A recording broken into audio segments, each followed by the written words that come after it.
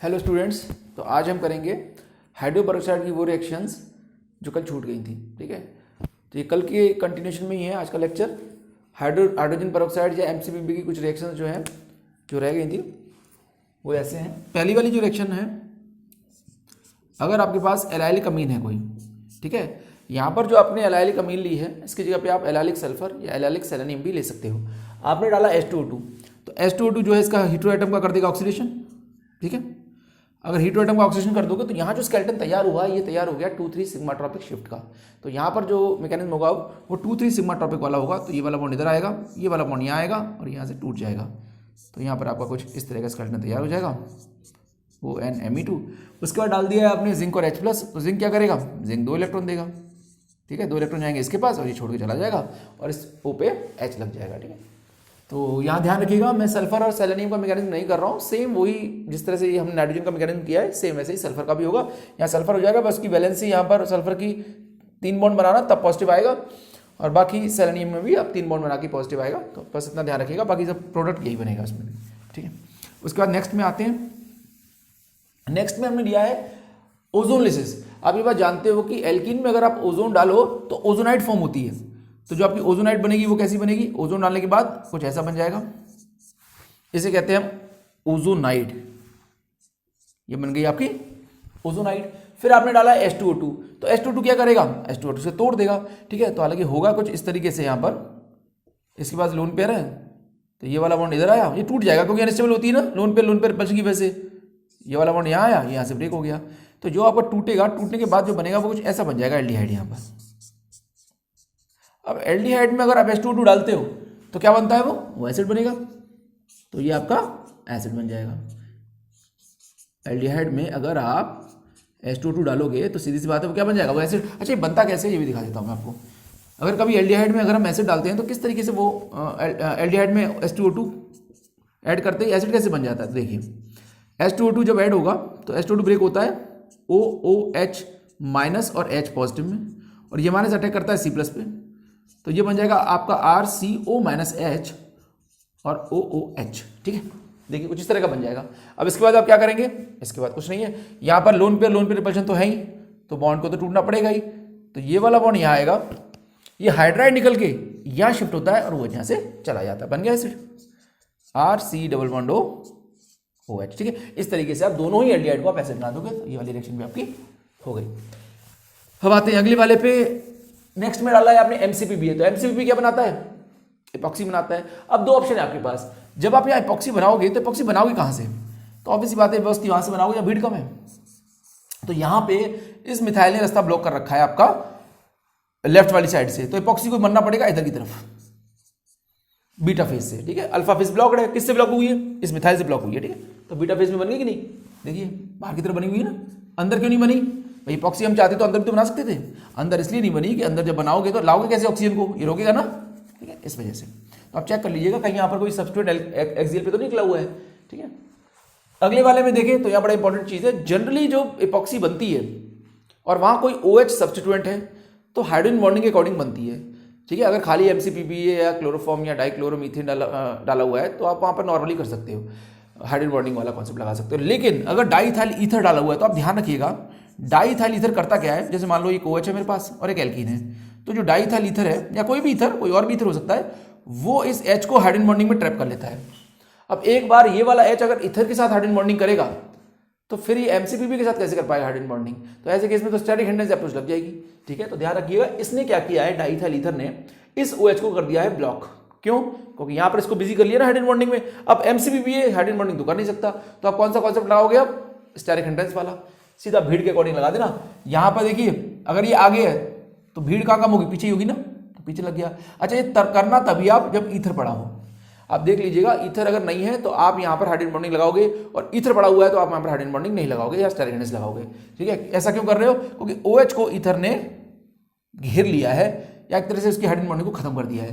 ठीक है, MCPB के साथ तो वो नहीं करने देगा क्योंकि वो खुद कर रहा है उसके साथ इस समय हाइड्रोजन बॉन्डिंग। अब यहाँ देखिए यहाँ पर कोई ईथर नहीं है तो OH आगे था तो देखो आगे से बनी ना, रीजन इज क्योंकि यहाँ पर अब हाइड्रोजन बॉन्डिंग हो पाएगी। ठीक है, ये वाला भी हो गया।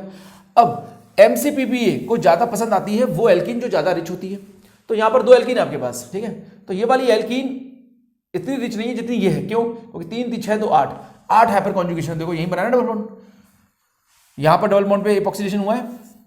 क्यों? क्योंकि ये वाली एल्कीन ज्यादा रिच थी, तो आप यहीं बना दिए। ठीक है, ये वाला भी हो गया। लेकिन अगर आपके पास कोई मेटल है, जैसे वेनेडियम एसीटेट हो सकता है, वेनेडियम ऑक्साइड हो सकता है, टाइटेनियम आइसोप्रोपाइड हो सकता है, तो मेटल अगर हुआ तो मेटल जाके चिपक जाता है इस ऑक्सीजन से। अब इस ऑक्सीजन से अगर मेटल चिपक जाएगा वेनेडियम या टाइटेनियम, तो अब तो एपॉक्सी यहीं बनानी पड़ेगी ना, अब तो एपॉक्साइड यहीं बनेगी। ठीक है, अब एमसीपीबी या कुछ भी डालोगे आप तो यहीं तो बनाएगा वो एपॉक्सी। एमसीपीबी तो नहीं डालेंगे, यहाँ पर TbOH डालते हैं जल्दी, तो जो आपका OOH TbO है वो इस वाले सेंटर पे एपॉक्सी बनाएगा, क्योंकि इस वाले सेंटर को एक्टिवेट कर देगा। तो देख लीजिएगा, अगर यह मेटल पड़ा हुआ है तो जो एलाइलिक अल्कोहल है उस वाली साइड पे एपॉक्सीडेशन होगा। टाइटेनियम भी हो सकता है मेटल, और वेनेडियम भी हो सकता है, कोई और मेटल भी हो सकता है, जनरली यही दोनों होंगे। लेकिन अगर मेटल नहीं पड़ा है और एमसीपीबी दिया हुआ है तो वहां पर आप ध्यान रखिएगा, मोर रिच जो एल्कीन होगी उसकी तरफ भागेगा वो एपॉक्सी बनाने के लिए। ठीक है, तो वेनेडियम की वजह से वेनेडियम जाके ऑक्सीजन से जाके चिलेट कर लेगा, तो एपॉक्सी डबल बॉन्ड जहां पर OH है वहीं बनाएगा। और अगर नहीं डाला आपने कोई मेटल, एमसीपीबी है, तो सिंपल जहां रिच है वहां बनाएगा। ठीक है, उसके बाद ये है आपका असिमेट्रिक सिंथेसिस में। असिमेट्रिक में एक चीज का ध्यान रखिए, एक ट्रिक बता देता हूं मैं। इसमें आपको देखना पड़ता है, यहाँ पर पॉजिटिव डाइथाइल टार्ट्रेट डाला हुआ है कि नेगेटिव डाइथाइल टार्ट्रेट, तो इसमें आप कैसे पता कर सकते हो कि किस कॉन्सेप्ट से होगा। देखिए, तो आप एक काम कीजिएगा, इसमें ना पहले आप एल्कीन को चेक कर लीजिएगा। जैसे कोई भी पहले इस पूरे मॉलिक्यूल को खोल के लिखिएगा, जब भी एग्जामिनर दे आपको तो आप ओपन कर लीजिए और आप यहाँ फेस कीजिए, डबल बॉन्ड की तरफ देखिए। आप अगर इधर खड़े हो जाओगे तो डबल बॉन्ड को देखोगे तो आपको ये दिखाई देगा कि अरे ये CH2H तो मेरे लेफ्ट में पड़ रहा है। ठीक है, समझ गए? मतलब आपको जो देखना है, आपको यहाँ खड़ा होना है और देखना कहाँ है, इस डबल बॉन्ड की तरफ, और फिर आपको चेक करना है ये CH2H कहाँ पड़ रहा है, लेफ्ट में पड़ रहा है या राइट में पड़ रहा है। तो बहुत सीधी सी बात है, देखिए क्या करना है आपको। अगर राइट में CH2H पड़ रहा है, अगर राइट में CH2H है तो क्या करेंगे, ठीक है, तो आप जो है जो एपॉक्सी बनाओगे, राइट CH2H और पॉजिटिव DT दिया हुआ है, तो आपका जो आंसर आएगा वो बैक साइड आएगा। ठीक है, ध्यान रखिएगा, बैक।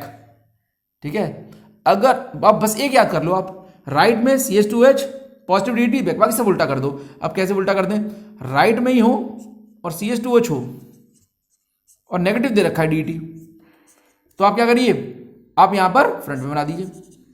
अब सब उल्टा कर दीजिए। अब लेफ्ट में आए आपका CH2H, पॉजिटिव दे रखा हो तो आप फ्रंट में बना दीजिए।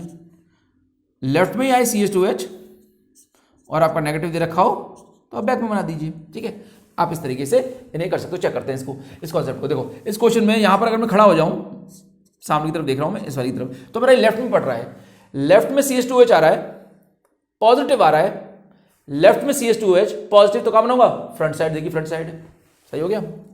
लेफ्ट में CH2H आ रहा है, नेगेटिव पड़ा हुआ है, लेफ्ट में CH2H है, नेगेटिव है, तो कहां बनाऊंगा, डैश बैक साइड। देखिए सही हो गया एकदम। ठीक है, यहां पर एक कॉन्सेप्ट और आ सकता है, हो सकता है वो आपको फ्लैट में पूछ ले, तो जब आप फ्लैट में आता है, भाई ये तो काम कर ही रहा है, फ्लैट में बस एक चीज आपको ऐड करनी पड़ेगी। कई बार एग्जामिनर फ्लैट में पूछ लेता है, देखिए यहां पर आगे ना पीछे फ्लैट कर रखा है, तो ऐसे में बस आप याद रखिएगा, यहां पर एक शॉर्टकट ये है RPBB, ये याद रहा तो आपका काम हो जाएगा। कैसे, अगर आपका फ्लैट में पूछ रहा है, मतलब ये फ्लैट है ना ऑक्सीजन यहां पर, तो बस R है, मतलब राइट साइड में आ रहा है CH2H, ठीक है, यहां तक पॉजिटिव दिया, यहां तक भी ठीक है। अब डैश और डार्क की जरूरत हमें नहीं है, तो पॉजिटिव का मतलब राइट पॉजिटिव, बैक साइड वाले की जरूरत नहीं है, तो बी का मतलब है बॉटम है, तो एक और ऐड कर लीजिए बॉटम, तो आपको बॉटम में बनाना है। ठीक है, हाँ, अगर लेफ्ट में CH2H नेगेटिव है, राइट में CH2H नेगेटिव है, तो आपको यहां पर फ्रंट में बनाना है। लेफ्ट में CH2H पॉजिटिव, तो यहां पर आपको फ्रंट में बनाना है। ठीक है, देखो राइट की लेफ्ट हो गया ना, ये सेम है, ये सेम है, तो आपको उसको उल्टा कर दीजिए। लेफ्ट में CH2H, तो आपको यहाँ बैक में बनाना है। इतना याद रखिए, बस ये बात अगर याद रही तो काम हो जाएगा। अब देखिए इस वाले क्वेश्चन को देखते हैं। यहाँ पर हाँ एक बात और ध्यान रखिएगा, जब ये फॉर्म बनाओ तो ऊपर वाले को आप पीछे लिखोगे, मतलब ये जो है ना ऊपर के दोनों R डैश और R, इसको आप पीछे ही लिखोगे। तो देखो मैं इसको पीछे लिख देता हूँ, ये तो फिक्स है, हर फॉर्म में पीछे ही रहेंगे और नीचे वाले आगे ही रहेंगे, इसमें आप चेंज नहीं कर सकते, इनकी मजबूरी है, ये ऐसे ही रहेंगे, इसमें मैं चेंज नहीं कर सकता, ये तो ऐसे ही लिखना पड़ेगा आपको, ऊपर वाले दोनों को पीछे, नीचे वाले को दोनों को आगे। हाँ अब बाकी सब काम कर जाएगा। देखो ये कहाँ पड़ रहा है, राइट में कि लेफ्ट में, चेक करो आप इसकी तरफ देखो, तो ये पड़ रहा है आपका लेफ्ट में CH2H, लेफ्ट में आए मतलब लेफ्ट में CH2H हो और पॉजिटिव पड़ा हुआ है, तो कहाँ बनाएंगे, फ्रंट में बनाएंगे। फ्रंट मतलब, या फ्रंट की टॉप लिख लो, बॉटम और टॉप आएगा ना, सॉरी फ्रंट की टॉप कर दो इसे, जहाँ जहाँ फ्रंट लिखा है वहाँ टॉप कर दो बस, ठीक है, टॉप। तो टॉप में बनाएंगे, देखिए टॉप में बना हुआ है, सही हो गया। नीचे देखिए लेफ्ट में पड़ रहा है CH2H और माइनस पड़ा हुआ है, तो बैक में बनाएंगे, बैक की बॉटम कर दीजिए, बॉटम, देखो बॉटम बनाए, ठीक हो गया, ठीक है। इस तरह से क्वेश्चन को कर सकते हैं। अच्छा यहाँ पर MCP भी पड़ा हुआ है, यहाँ तो हाइड्रोजन बॉन्डिंग का कॉन्सेप्ट है ही नहीं, अगर ये आ गए तो पीछे बना दो, बाकी तो और कोई बात है ही नहीं इसमें, हाइड्रोजन बॉन्डिंग वगैरह तो है नहीं, ठीक है, स्टेरिक हिंडनेस लगेगी। यहाँ पर आ जाइए, यहाँ पर भी देखिए, यहाँ खड़े हो जाओ, सामने सामने फेस करो, OH कहाँ आ रहा है, CH2H राइट में आ रहा है, जब आप इधर से देखोगे ना डबल बॉन्ड की तरफ, तो आपको राइट में पड़ेगा CH2H। जब राइट में CH2H आए तो देखिए राइट में CH2H आए और पॉजिटिव पड़ा हुआ है, यानी ये वाला, तो कहाँ बना हो गया, बॉटम में, देखिए बॉटम में बनी हुई है, हो गया सही। राइट में CH2H आए और नेगेटिव DT पड़ी हुई है, तो कहाँ बनाओगे, टॉप में, बन गई देखो बात, ठीक है।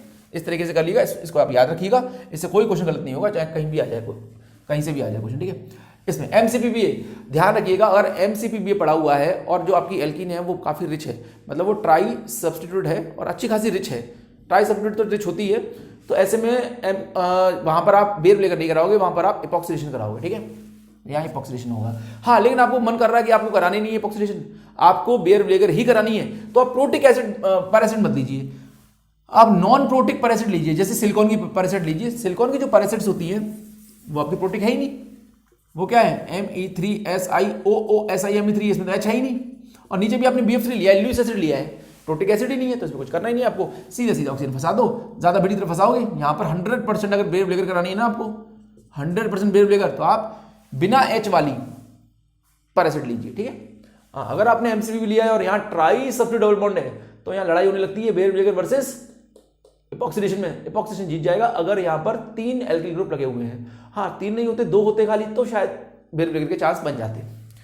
हाँ, अगर नॉरबोरेन से, तो आप ध्यान रखिएगा, नॉरबोरेन में खास तौर पे क्या रखना, नॉरबोरेन के अंदर आपकी नजर होनी चाहिए, खाली नॉरबोरेन है तो कोई टेंशन नहीं है, खाली नॉरबोरेन का मतलब है कि आपके ब्रिज हेड पे नजर रखना। अगर आपके ब्रिज हेड पे कोई सब्स्टिट्यूएंट नहीं लगा हुआ है तो फिर टेंशन ही नहीं है, आप जो लगाते हो ना ज्यादा भीड़ी तरफ ऑक्सीजन फंसाते हैं, ट्रिक वाला, वही कॉन्सेप्ट से क्वेश्चन कर लीजिए। लेकिन आपको लगता है कि ब्रिज हेड पे कोई मिथाइल लगा रखा है, तो आप ध्यान रखिएगा वो मिथाइल जहां लगा हुआ है उसकी तरफ ही ऑक्सीजन को इंसर्ट कराना है। अगर चाहे ऊपर लगाओ चाहे नीचे लगाओ, अगर मिथाइल लगा हुआ है जंक्शन पे ब्रिज हेड पे, तो आप मिथाइल की तरफ ही फंसाओगे चाहे कुछ भी हो जाए, ठीक है। जैसे अब ये क्वेश्चन है, इसमें देखिए मिथाइल लगा हुआ है ना ब्रिज हेड पे, तो आप फंसाओगे कहां, यहां फंसाओगे, देख लो हो गया। यहां देखिए ब्रिज हेड पे मिथाइल लगा हुआ है ना, तो मिथाइल की तरफ फंसाओगे, दूर नहीं उससे, नीचे की तरफ मत फंसा देना, यहां फंसेगा ऑक्सीजन, देखो आ गया आंसर। यहां कुछ भी नहीं है, देखो यहां ब्रिज हेड पे कोई मिथाइल नहीं है, तो यार नॉर्मल लगाओगे, ज्यादा भीड़ तरफ फंसेगा ऑक्सीजन, लो जो फंसता है हमेशा ज्यादा भीड़ तरफ फंसता है ना। पर नॉरबोरेन में ध्यान रखिएगा कहीं जंक्शन पे या ब्रिज हेड पे कोई मिथाइल तो नहीं लगा हुआ है, या कोई और एल्किल सब्स्टिट्यूएंट तो नहीं है। अगर ऐसा है तो आप उसकी तरफ ऑक्सीजन को इंसर्ट कराओगे, अदरवाइज फिर आप नॉर्मल है, ज्यादा भीड़ की तरफ फंसाते हैं, वैसा ही करना है आपको। हाँ, नेक्स्ट है, अगर कॉन्जुगेटेड कीटोन है आपके पास, तो कॉन्जुगेटेड कीटोन में आप ओजोन लिसिस के बाद अगर आप H2 डालते हो तो ये बन जाता है इसमें ना एसिड और एक तरफ कीटोन। ये होता कैसे, जरा ये भी देख लेते हैं इसका मैकेनिज्म। तो पहले तो यहाँ ओजोनाइड बनेगी, तो यहाँ तो बना देता हूँ ओजोनाइड में, ये बन के नीचे ओजोनाइड, और इधर आप इसे यहाँ पर पानी का OH लग जाता है ऐसे, ठीक है। इस पे तो पानी का OH लगा दिया, नीचे ओजोनाइड लगा दिए। अब ये मॉलिक्यूल तो नॉन स्टेबल है, लोन पे रिपल्शन नहीं हो रही इसमें, तो ये फ्रेगमेंट होगा, कैसे होगा, ये वाला बॉन्ड इधर आएगा, ये वाला बॉन्ड इधर आएगा, ये वाला बॉन्ड यहाँ आएगा, ये यहाँ से टूट जाएगा, ठीक है। बन गया आंसर, ऊपर बन गया एसिड COOH, CO यहाँ पर मिथाइल है, ठीक है, CO मिथाइल, और ये हिस्सा तो टूट के अलग ही हो गया ना HCOH, ठीक है। इस तरीके से आपका ये वाला आंसर भी आ जाएगा, ठीक है। इस तरह से कर सकते हो आप। नेक्स्ट है HBr, ये आप जानते हो HBr के संग जब हम पेरोक्साइड डालते हैं तो आपको पता है कि यहाँ पर खराश इफेक्ट या एंटी मार्कोनिकॉफ एडिशन होता है, एंटी मार्कोनिकॉफ या खराश, 12th क्लास में आपने पढ़ा भी होगा, ये खराश इफेक्ट कहते हैं इसको। सिंपल इसका पूरा मैकेनिज्म नहीं कर रहा मैं, फ्री रेडिकल में हम जानते हैं, आप पहले जानते हो कि यहाँ पर उल्टा होगा, H वहाँ जाएगा जहाँ कम हाइड्रोजन है और Br वहाँ जाएगा जहाँ ज़्यादा हाइड्रोजन है, ठीक है। यहाँ पे लग जाएगा Br और यहाँ पे लग जाएगा H, ठीक है। मैकेनिज्म आपको पता ही है, सबसे पहले H और RO का बॉन्ड टूटता है फ्री रेडिकल से, फिर RO जो है वो H को ले जाता है HBr को तोड़ के, और Br जो है वो जुड़ता है, तो Br यहाँ जुड़ता है ताकि टर्शरी फ्री रेडिकल बने, फिर इसमें बाद में आके H लग जाता है, ठीक है। ये सब चीज़ें हम जानते हैं, ये सब 12th क्लास की रिएक्शन है। हाँ, HCl के साथ अगर R2O2 पैरासिड डाल रहे हो आप, तो आप ध्यान रखिए HCl के साथ हमेशा मार्कोनिकॉफ ही होता है, चाहे पैरासिट डालो चाहे मत डालो, ठीक है। ये सिर्फ HBr के साथ ही काम करेगा, ना HF के साथ, ना HI के साथ, ना HCl के साथ। HCl, HF या HI कुछ भी डालोगे आप, ऐसे केस में हमेशा मार्कोनिकॉफ एडिशन ही होगा, चाहे R2O2 लो या मतलब पैरोक्साइड लो चाहे मत लो, ठीक है। हाँ, HBr में फर्क पड़ता है इसको कि आप कैसे ले रहे हो, खाली ले रहे हो या पैरासिट के साथ ले रहे हो। लास्ट एक और रिएक्शन है ये MCPB के साथ आपने डाला AC2O, पहले आपने डाला MCPB, तो हीट्रो एटम है जो इसका हो जाएगा ऑक्सीडेशन, कर देते हैं इसका हम। हीट्रो एटम का ऑक्सीडेशन बड़ा तेज करता है ये। फिर आपने डाला AC2O, AC2O होता है CH3COOCO तो होगा क्या, O हमला कर देगा यहाँ पर और यहाँ से OAC चला जाएगा। अच्छा, जब चला जाएगा तो यहाँ पर क्या बन जाएगा, OAC लग जाएगा ना इस पर, तो यहाँ बन गया आपका O या मिथाइल भी OCOCH3। जो निकल के भागा हिस्सा वो क्या है, CH3CO- है ना, और CH3CO- क्या होता है, एक बेस होता है, और बेस का काम क्या होता है, एसिडिक हाइड्रोजन निकालना। तो ये H को निकाल देगा, यहाँ प्लस आ चुका था, ये नॉर्मल हो जाएगा। तो आपका कुछ ऐसा बन गया ये product, N double bond O C double bond O CH3, ठीक है। अब देखिए, अब एक तरह से कह सकते हैं 3 सिग्मा टॉपिक जब शिफ्ट हो जाएगा, ये वाला यहाँ अटैक करेगा, ये वाला बॉन्ड यहाँ आएगा, यहाँ से टूट जाएगा। तो क्या बन गया ये बन गया आपका यहाँ डबल बॉन्ड और यहाँ पर CH2OAC OCOCH3, ठीक है। तो बड़ा इंपॉर्टेंट है ये। अच्छा, अगर मैं इसको रिपीट कर दूं फिर से सेम, क्योंकि देखो फिर से मैं MCPB डाल दूं, फिर से हीट्रो एटम का ऑक्सीडेशन हो जाएगा। यहाँ पर अभी भी एक H है ना, तो यहाँ पर 2 लग जाएंगे। मैं इसी मैकेनिज्म को दोबारा रिपीट कर दूं, MCPB के बाद AC2O डाल दूं, तो क्या होगा, सीधी सी बात है, दोबारा से है सेम रिपीट होगा मैकेनिज्म, और यहाँ पर एक और OAC लग जाएगा, एक और OAC, और फिर उसके बाद मैं पानी डाल दूंगा तो दोनों OAC का हाइड्रोलाइसिस हो जाएगा, दोनों क्या बन जाएंगे, OH। अब जानते हो एक कार्बन से 2 हीट्रो एटम अनस्टेबल होते हैं ना, तो आगे चल के ये CHO बन जाएगा, बशर्ते कब, जब मैं सेम इसी स्टेप को दोबारा रिपीट करूं, ठीक है, एक बार और करूं, तो यहां पर CHO बन जाता है, ठीक है। लास्ट है जो यहां पर आपने डाला MCPB है, तो यहां तो कोई हाइड्रोजन बॉन्डिंग का सीन है नहीं, यहां पर रिंग है 5/4 की, सिस फ्यूज्ड है, जहां जंक्शन होंगे वहीं भीड़ कम होगी, जंक्शन पीछे है तो भीड़ पीछे कम होगी, जंक्शन आगे होंगे तो भीड़ आगे कम होगी, ठीक है। तो यहाँ पर पीछे है तो पीछे की तरफ बना दे एपॉक्सी, अगर ये आगे होते तो एपॉक्सी हम आगे बना देते। हाइड्रोजन बॉन्डिंग का कोई एक सीन होता तो फिर मॉलिक्यूल को देखना पड़ता कि मैं हाइड्रोजन बॉन्डिंग के अकॉर्डिंग जाऊंगा, न कि जंक्शन के अकॉर्डिंग, ठीक है।